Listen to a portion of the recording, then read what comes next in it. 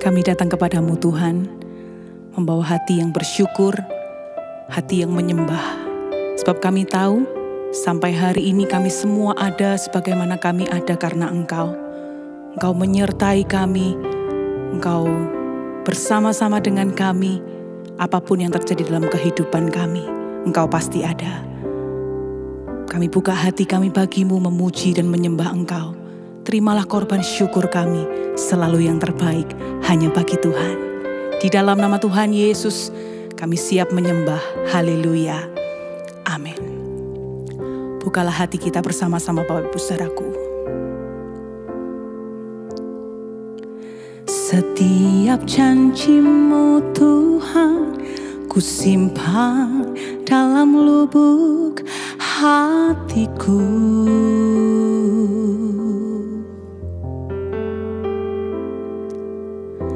Lewati setiap masalah, tiap tetes air mata dalam hidupku.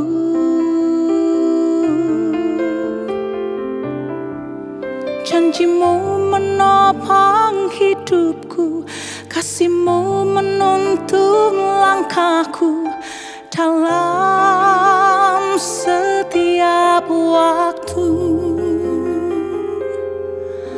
Penolongku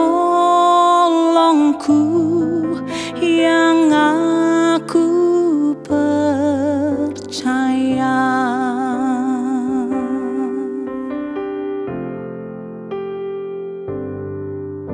Setiap janji-Mu Tuhan, ku simpan dalam lubuk hatiku.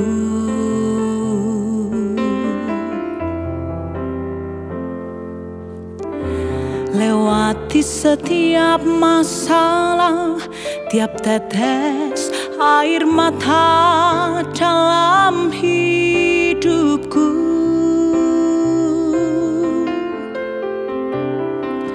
Janji-Mu menopang hidupku, kasih-Mu menuntun langkahku dalam setiap waktu. Penolongku yang aku percaya. Mari Bapak Ibu Saudaraku, kita bersyukur kepada Tuhan. Ucapkan terima kasih buat kasih setia-Mu.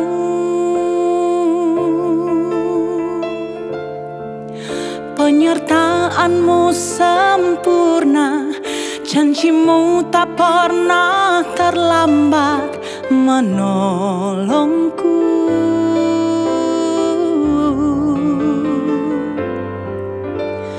Terima kasih, ku berterima kasih buat kasih setia-Mu di dalam hidupku. Sekali lagi kita katakan sama-sama, setiap janji-Mu Tuhan, setiap janji-Mu Tuhan, ku simpan dalam lubuk hatiku.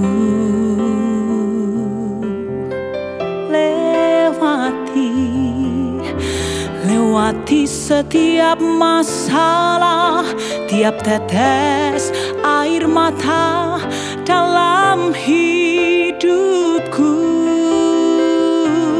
Ada janji Tuhan, janji-Mu menopang hidupku, kasih-Mu menuntun langkahku dalam setiap waktu. Penolongku yang aku percaya. Angkat kedua tanganmu bersama-sama Bapak Ibu Saudaraku, katakan terima kasih. Terima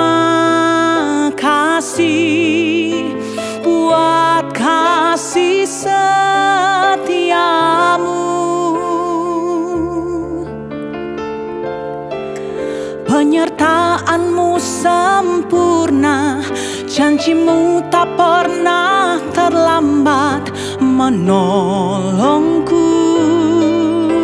Oh,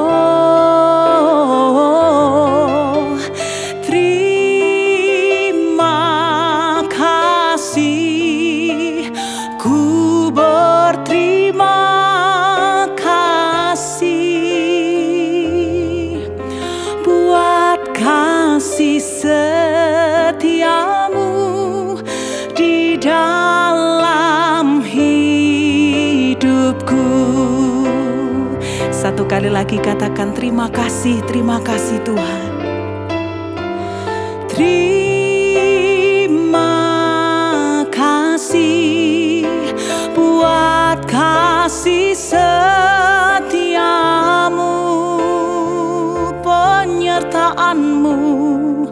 penyertaanmu sempurna, janjimu tak pernah terlambat menolongku. Oh, terima kasih, ku berterima kasih buat kasih setiamu di dalam hidupku. Katakan buat kasih setiamu Tuhan, buat kasih setiamu, buat kasih setiamu, buat kasih setiamu, buat kasih setiamu di dalam hidupku.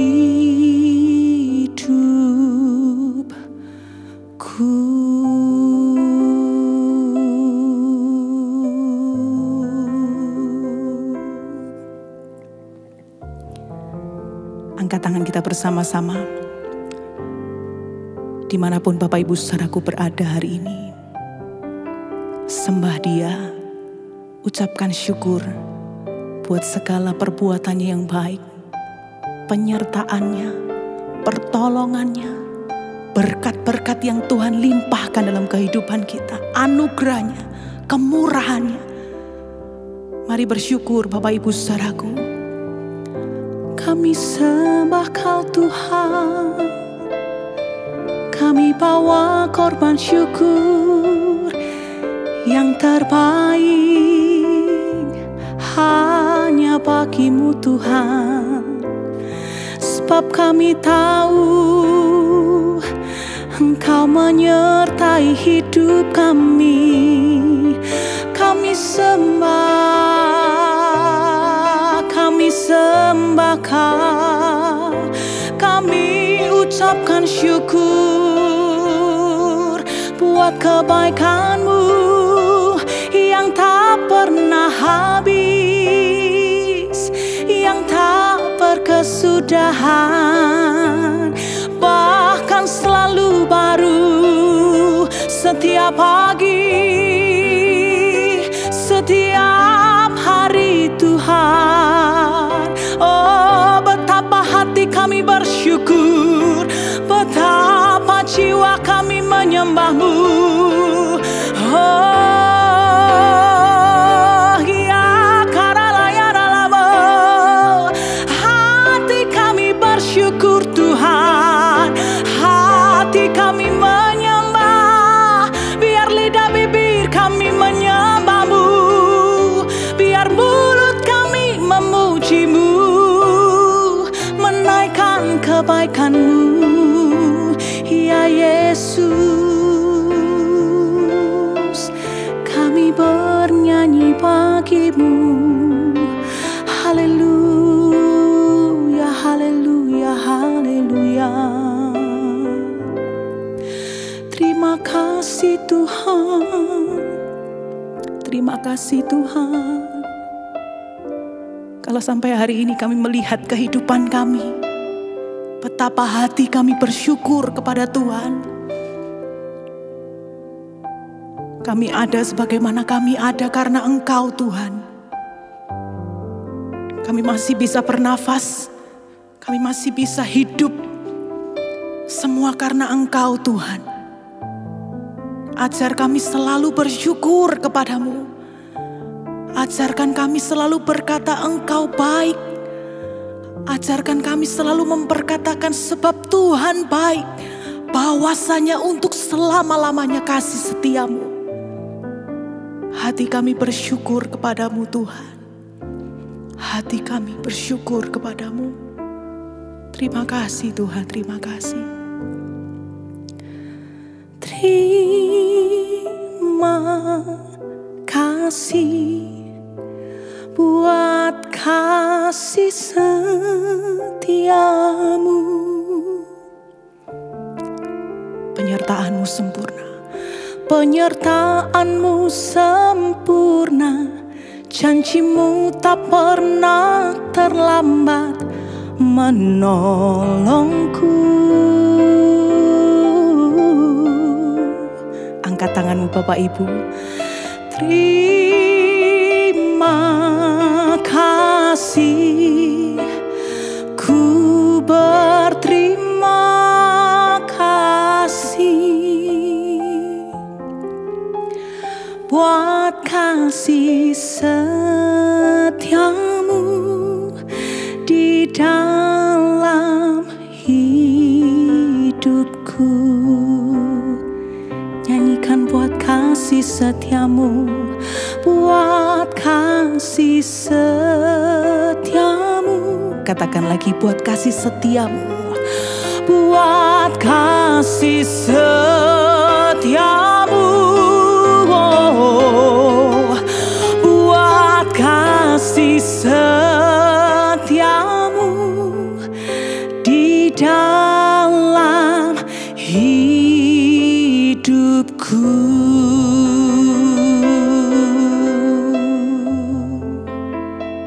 Terpujilah namamu kekal untuk selama-lamanya.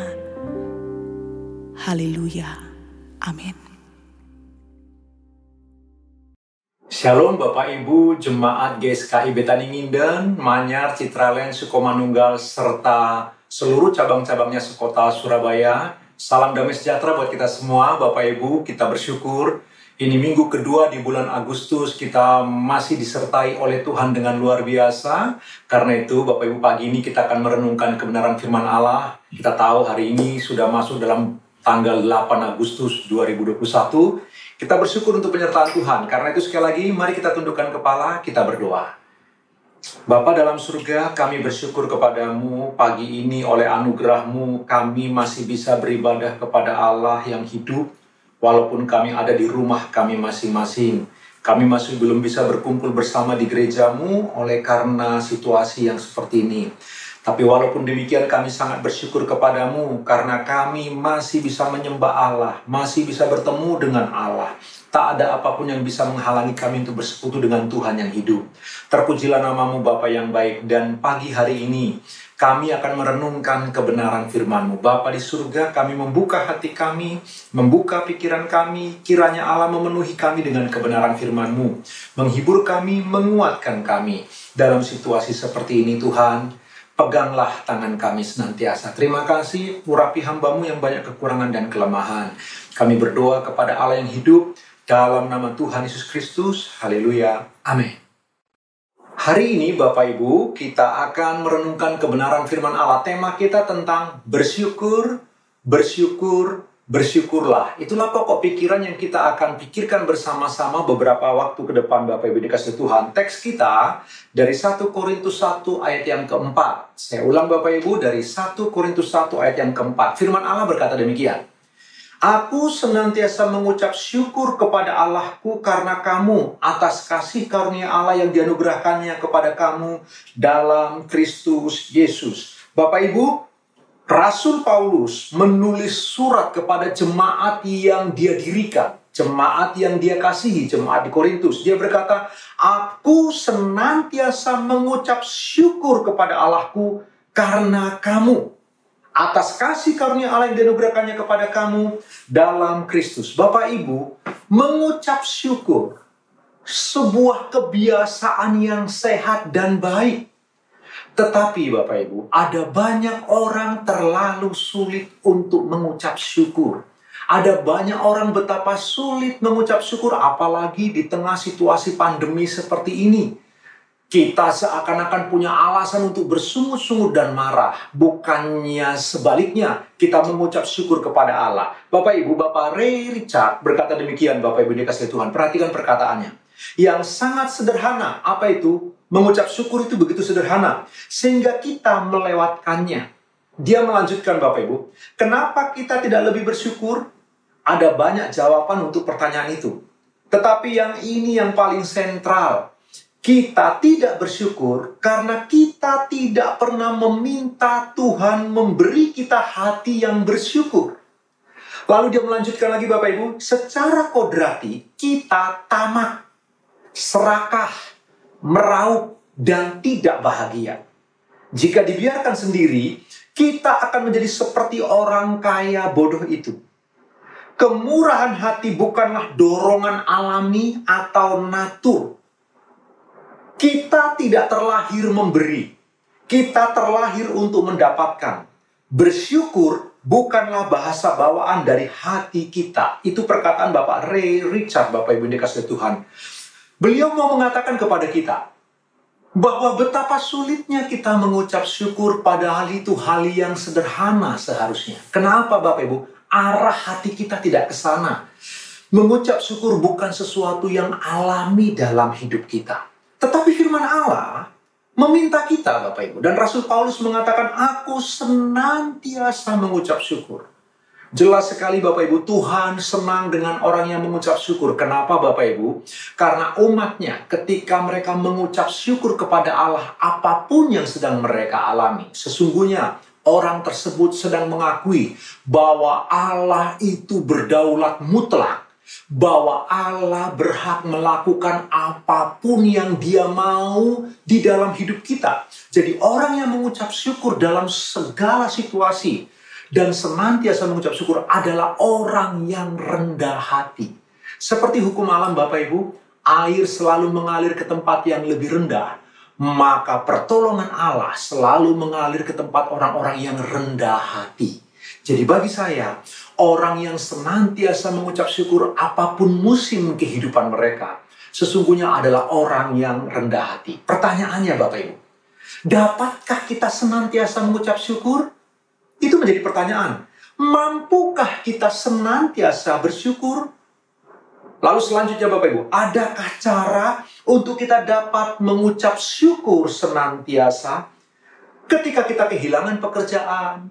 Ketika kita kehilangan orang yang kita kasihi, ketika kita kehilangan usaha yang telah kita rintis, kita bangun bertahun-tahun, ketika kita kehilangan orang-orang yang kita kasihi hari-hari ini Bapak Ibu, orang yang kita kenal, orang yang dekat dengan kita, mampukah kita mengucap syukur?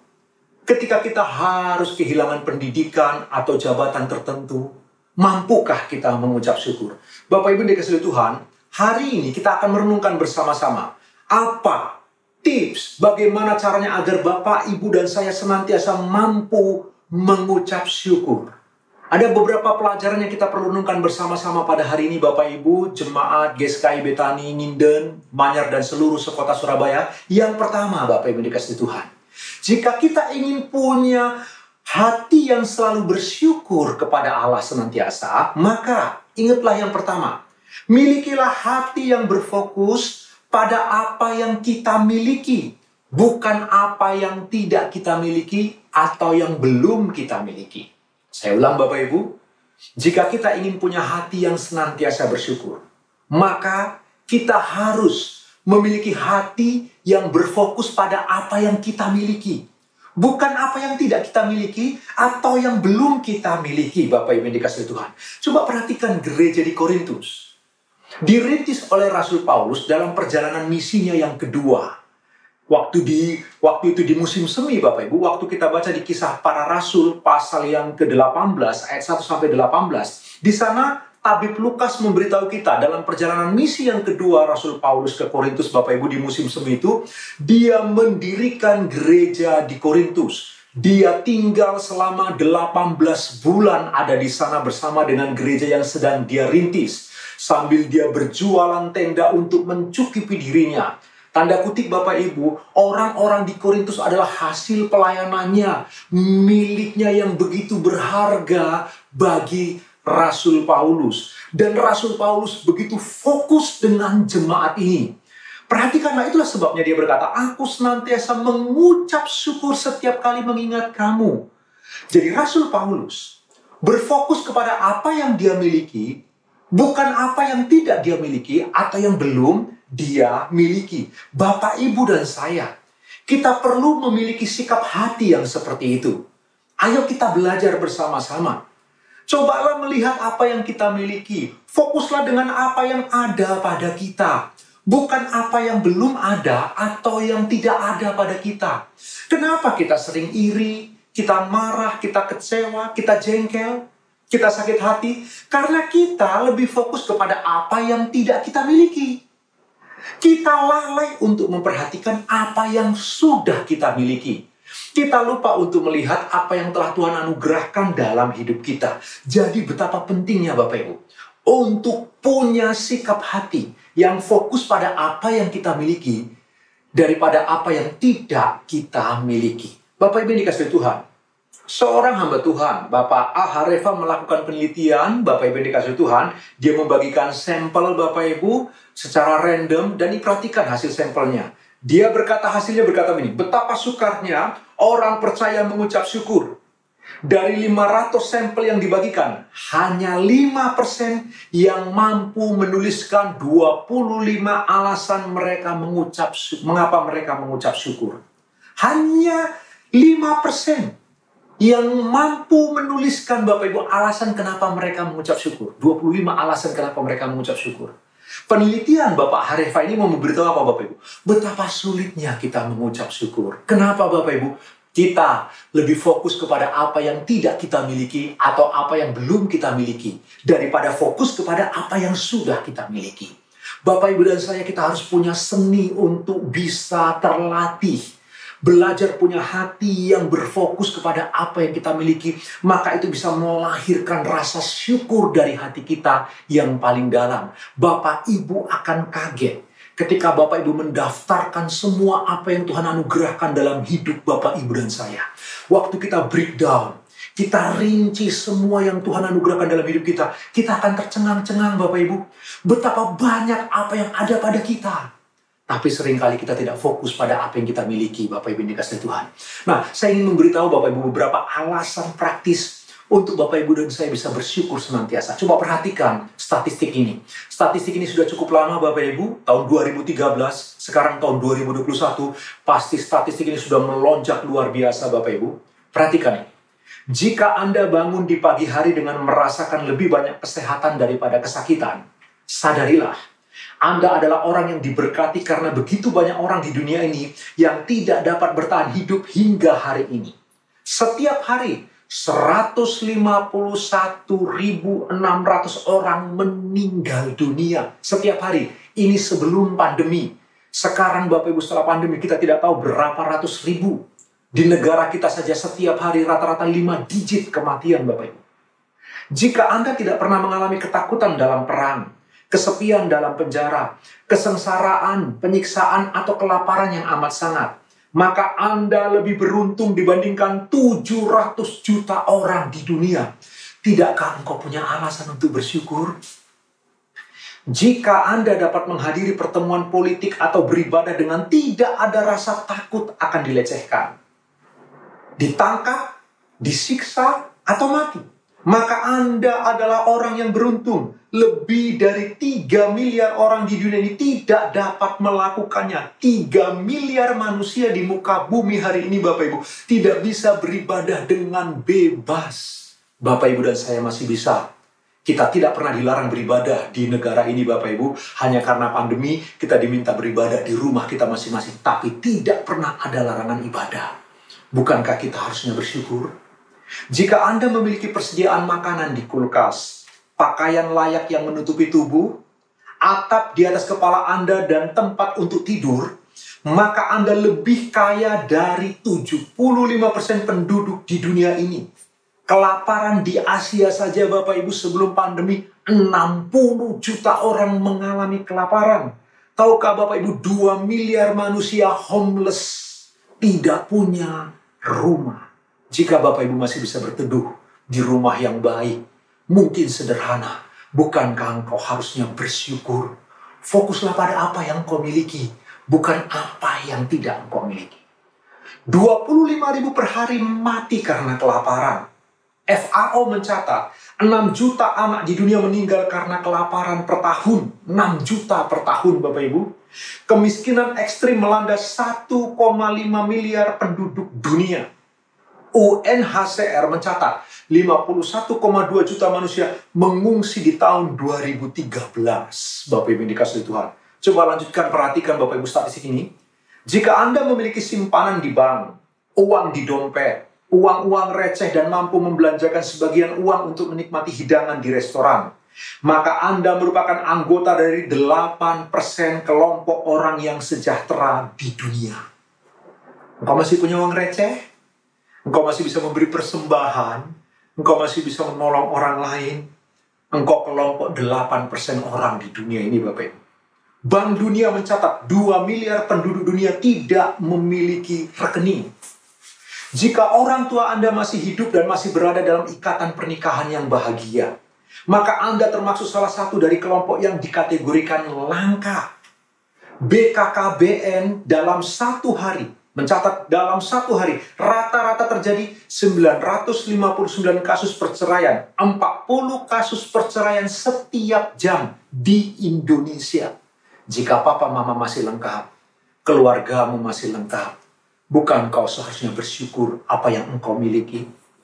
Urutan tertinggi tingkat perceraian di Asia Pasifik ada di Indonesia, Bapak Ibu. Apa yang saya mau beritahu? Bapak Ibu, perhatikanlah. Ada banyak alasan untuk Bapak Ibu mengucap syukur. Bahkan di situasi pandemi yang menakutkan seperti ini, di tengah banyaknya kemalangan yang kita lihat Bapak Ibu, di mana banyak orang-orang yang mengalami kematian, sakit, dan sedang sekarat di rumah sakit barangkali. Tapi Bapak Ibu masih bisa mendengar kebenaran firman Allah. Perhatikan, fokuslah pada apa yang ada padamu, bukan apa yang tidak ada padamu. Punyalah hati yang berfokus kepada apa yang kau miliki, bukan apa yang tidak engkau miliki. Maka engkau akan senantiasa bisa bersyukur kepada Tuhan.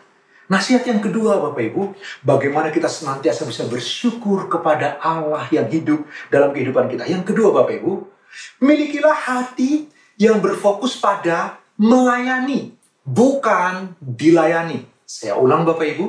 Yang kedua, kalau kita ingin punya gaya hidup yang senantiasa mengucap syukur di hadapan Allah, milikilah hati yang berfokus pada melayani, bukan dilayani. Coba perhatikan teks tadi Bapak Ibu.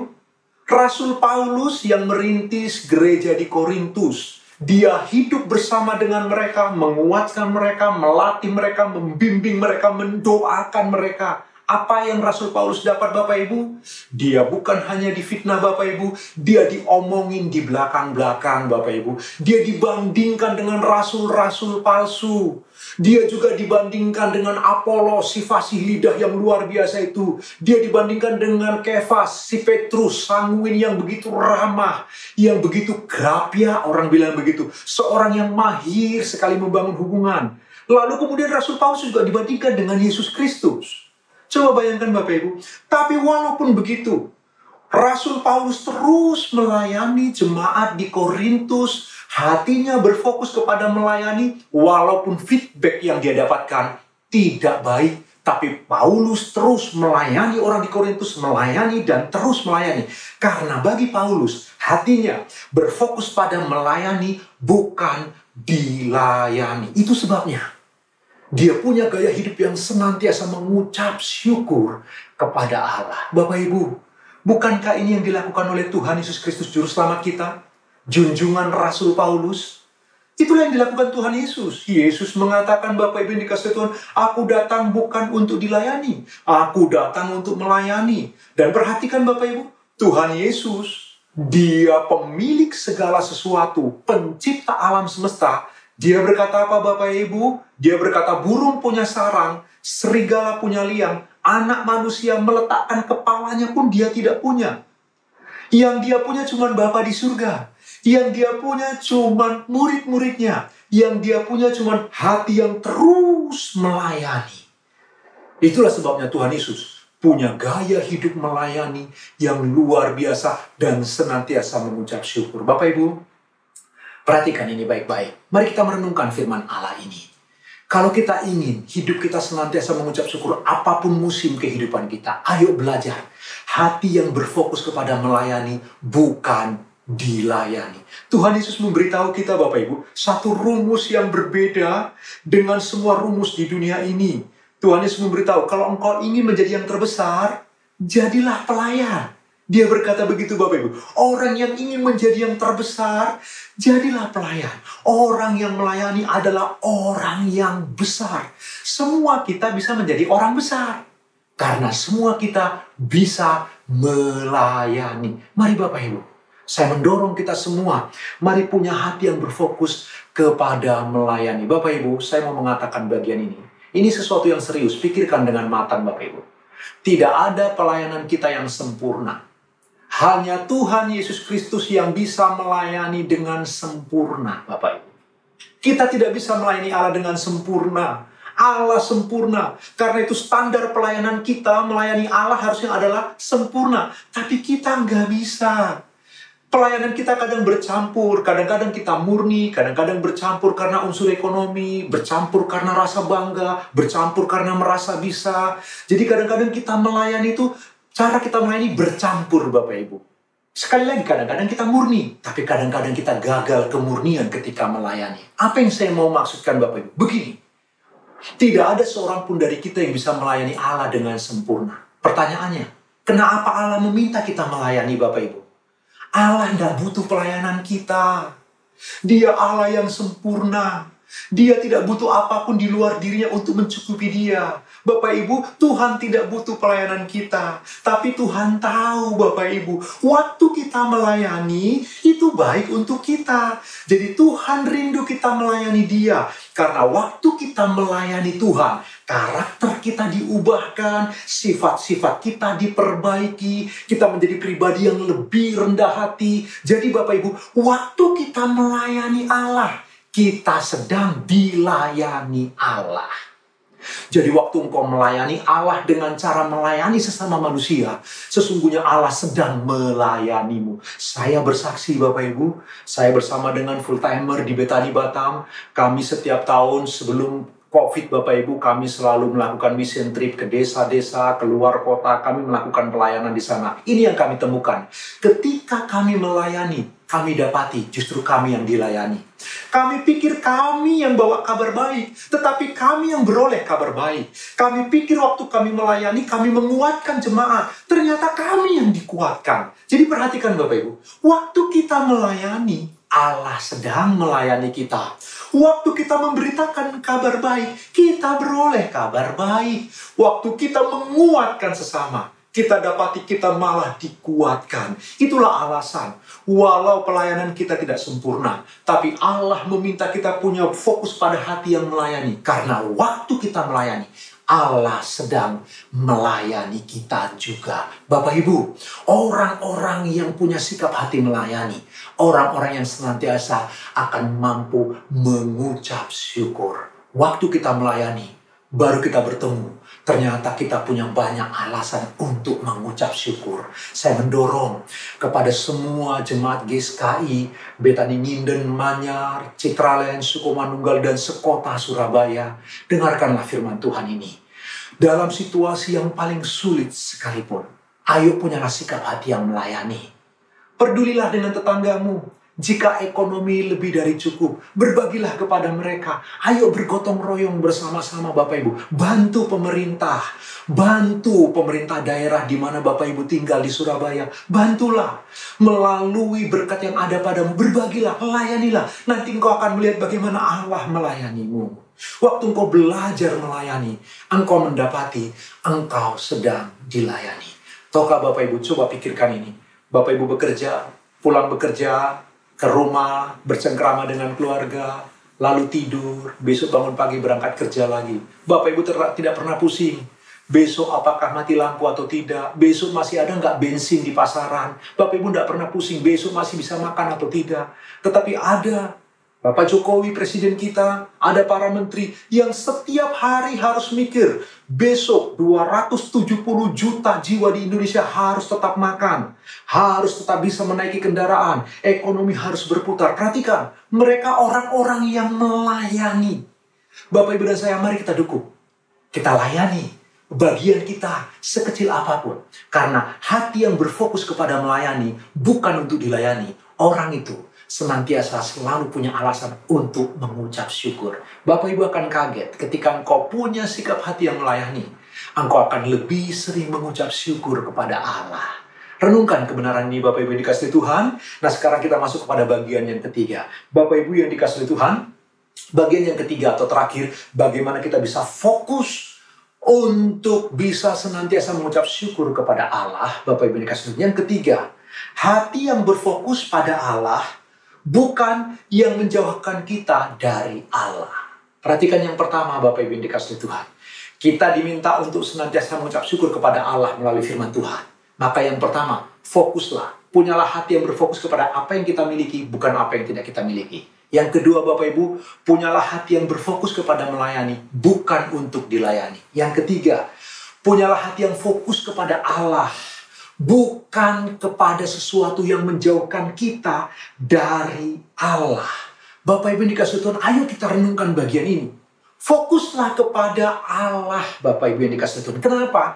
Hati kita ini, Bapak Ibu, punya kecenderungan untuk tidak fokus kepada Allah. Arah hati kita itu selalu ingin menjauh dari Allah. Itu sebabnya, Bapak Ibu, John Calvin pernah berkata, Bapak Ibu, hati manusia adalah pabrik berhala. Tahukah Bapak Ibu, manusia itu di dalam hatinya selalu ingin menyembah. Dia adalah makhluk penyembah. Karena itu manusia selalu punya dorongan ingin menyembah. Tapi serentak dengan itu, di dalam hati manusia selalu ingin menjauh dari Allah. Jadi manusia punya konflik di dalam dirinya, tarik-menarik. Di satu sisi ingin menyembah. Di sisi lain ingin menjauh dari Allah. Sehingga mengalami konflik di dalam hati kita Bapak Ibu yang dikasihi Tuhan. Nah perhatikanlah. Ini hanya bisa beres waktu hati kita diganti dengan hati yang baru. Firman Allah berkata dalam perjanjian lama Bapak Ibu bahwa Tuhan akan mengganti hati kita dengan hati yang baru. Kapan itu terjadi? Waktu Bapak Ibu dan saya mengalami kelahiran yang baru. Kita percaya Yesus sebagai Tuhan dan Juru Selamat. Dengan iman kita percaya kepada Dia. Maka hati kita diganti dengan hati yang baru Bapak Ibu. Nah sekarang hati yang baru ini harus fokus kepada Allah. Bukan apa yang dapat menjauhkan kita dari Allah. Coba kita kembali kepada teks tadi. Rasul Paulus, tahukah Bapak Ibu? Dia anggota Sanhedrin. Masih sangat muda, sudah menjadi anggota Sanhedrin. Salah satu orang yang begitu dihormati dan ditakuti. Begitu fanatik sebagai orang Farisi, Bapak Ibu. Dia golongan orang kaya. Dia punya 2 kewarganegaraan. Dia warga negara Romawi, karena bukan hanya warga negara Romawi, Bapak Ibu. Dia tinggal di pusat kota Romawi. Itu berarti dia warga negara kelas 1. Tapi dia juga punya kewarganegaraan Yahudi, Bapak Ibu dikasihi Tuhan. Pendek kata, Rasul Paulus orang kaya. Tetapi ketika kemudian dia bertobat, apa yang dia dapatkan? Mengalami kelaparan, kesusahan, dianiaya, pernah hampir mati, dirajam Bapak Ibu, pernah dicambuk berulang kali, karam kapal, dipatuk ular berbisa. Coba bayangkan Bapak Ibu, apa yang dia dapat waktu dia melayani Tuhan Yesus? Penderitaan, kesusahan, dijauhi saudara-saudaranya. Barangkali kita tidak tahu kenapa kemudian dia tidak kembali ke rumah, dia hanya berjualan tenda. Barangkali karena dia percaya Tuhan Yesus, dia tersingkir dari keluarga. Kita tidak tahu Bapak Ibu. Tetapi perhatikan yang dialami Rasul Paulus ketika percaya kepada Kristus, melayani Kristus, yang dia dapatkan luar biasa penderitaan. Tapi apakah semua itu menjauhkan dia dari Allah? Tidak Bapak Ibu. Apakah fokus hatinya berubah? Tidak. Ada banyak situasi yang membuat Paulus bisa beralasan untuk tidak mengucap syukur. Yang membuat Rasul Paulus bisa menjauh dari Allah. Tapi itu tidak dilakukannya. Kenapa? Hatinya fokus kepada Allah yang hidup. Bapak Ibu yang dikasihi oleh Tuhan Yesus Kristus, mari kita belajar bersama. Jika kita ingin punya hati yang berfokus, atau hati yang senantiasa mengucap syukur kepada Allah, milikilah hati yang fokus kepada Tuhan. Kepada orang-orang di Roma, Rasul Paulus berkata, siapakah yang dapat menjauhkan kita dari kasih Kristus? Penindasan, penganiayaan, pedang, ketelanjangan, kesusahan, kelaparan. Tidak ada satupun. Kenapa Paulus berani berkata begitu? Hatinya yang fokus kepada Allah, bukan fokus kepada semua yang bisa menjauhkan kita dari Allah. Bapak Ibu, mari kita merenungkan bagian ini bersama-sama. Bapak Ibu, ayo kita belajar. Harus belajar terlatih untuk senantiasa mengucap syukur. Mulailah dengan hati yang berfokus kepada Allah yang hidup. Ketika kita fokus kepada Allah, bukan kepada apa yang menghalangi kita dari Allah, Bapak Ibu, maka kita akan senantiasa mampu mengucap syukur. Karena itu hari ini, renungkan 3 kebenaran firman Tuhan yang sudah kita belajar bersama-sama Bapak Ibu. Dan mari belajar, mulailah mengucap syukur kepada Allah. Apapun situasi kita, sesulit apapun, sesakit apapun, belajarlah mengucap syukur. Dan jika engkau rendah hati seperti itu, pertolongan Allah akan datang padamu. Pembelaannya akan datang untuk memerdekakan kita. Kita tundukkan kepala, kita berdoa Bapak Ibu dikasihi Tuhan. Bapa dalam surga, kami bersyukur kepadamu. Tuhan, hari ini kami belajar dari firman-Mu. Engkau mengajar kami untuk senantiasa mengucap syukur di hadapan-Mu. Apapun situasi hidup kami, apapun musim kehidupan kami, apapun yang sedang kami jalani. Jika kami sedang ada di padang rumput yang hijau, kami sangat bersuka cita. Jika kami sedang ada di air yang tenang, kami berbahagia Tuhan. Namun jika kami sedang ada di lembah-lembah kekalaman, kami pun tetap mau belajar mengucap syukur kepadamu. Bahkan ketika tidak ada hal yang bisa kami syukuri, seakan-akan tidak ada alasan untuk kami bersyukur, kami tetap akan bersyukur kepadamu sekurang-kurangnya. Kami masih hidup, kami masih bisa mendengar firman-Mu, kami masih bisa bersekutu bersama dengan-Mu Tuhan. Terima kasih Bapa yang baik. Tolonglah kami semua. Roh-Mu yang kudus memampukan kami, menguatkan kami untuk kami bisa senantiasa mengucap syukur kepada Allah yang hidup. Terima kasih ya Tuhan, hamba-Mu berdoa berkati semua umat-Mu. Jemaat GSKI Betaningin dan Manyar, Citralen, Suko, dan seluruh sekota Surabaya. Tuhan, jamalah hati mereka. Biarlah kekuatan dari Allah menyertai mereka, lindungi mereka, jagai. Malaikat-Mu berkemah di sekeliling rumah orang benar untuk menjagai mereka. Hiburkan mereka ya Tuhan. Biarlah hati mereka dipenuhi dengan ucapan syukur apapun peristiwa yang sedang mereka hadapi. Berkati Bapak Gembala, berkati semua staf yang ada, berkati gereja. Terima kasih ya Tuhan, terpujilah nama-Mu. Kami berdoa kepada Allah yang hidup dalam nama Tuhan Yesus Kristus. Haleluya. Amin. Jemaat yang dikasihi Tuhan, mari saya undang bangkit berdiri. Kita akan masuk dalam perjamuan yang suci. Kita angkat roti di tangan kanan kita. Anggur yang ada di tangan kiri kita letakkan pada dada kita.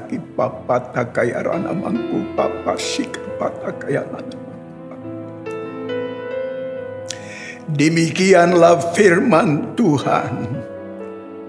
Bukankah roti yang terpecah-pecahkan ini menyatakan kepada kita bahwa kita bersekutu dengan tubuh Kristus?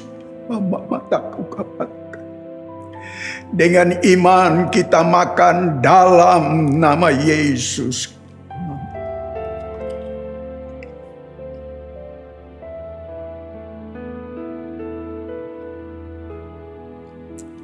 Kita angkat cawan di tangan kanan kita.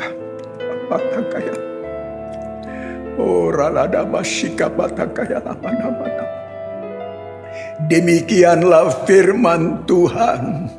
Bukankah cawan berkat yang diberkati dalam nama Yesus menyatakan kepada kita bahwa kita bersekutu dengan darah Yesus.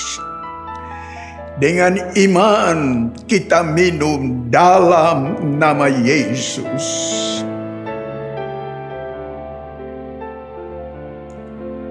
Letakkan cawan sambil kita membuka kedua tangan kita ke mangku Bapak Sikapa. Dalam nama Yesus, sungguh melimpah hati kami dengan syukur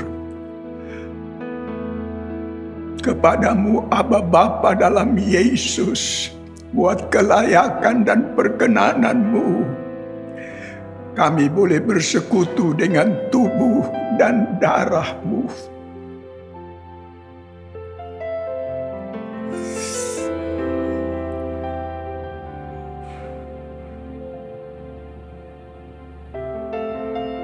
Yang di dalamnya terkandung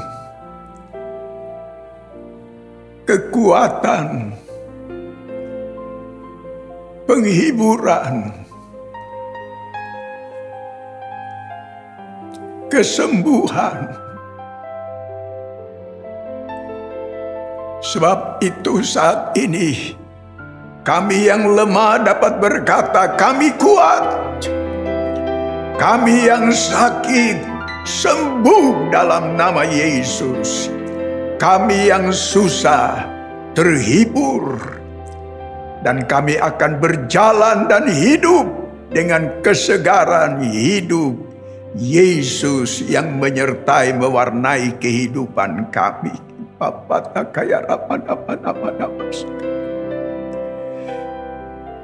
Jemaat yang dikasihi Tuhan, dalam nama Yesus, terimalah anugerah rahmat daripada Aba Bapa. Kasih-Nya dalam Yesus, kekuatan kuasa-Nya dalam Roh-Nya yang kudus, turun melimpah atas kita semua, untuk menaungi, membimbing, menyertai, dan memberkati kita sepanjang hari ini. Maranatha, Yesus datang, bahkan sampai selama-lamanya. Dalam nama Yesus, semua yang percaya sama-sama kita berkata, Amin.